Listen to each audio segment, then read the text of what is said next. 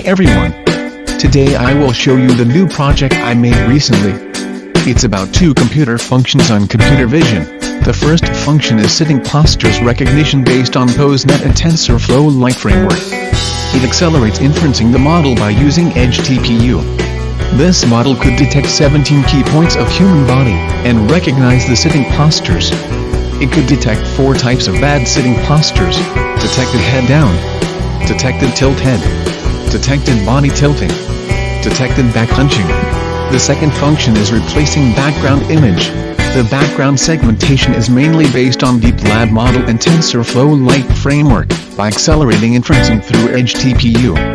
It can complete the pixel-level background segmentation and matting task. We can see that through this function, the original background is blocked by the pre-placed image, only the people left there.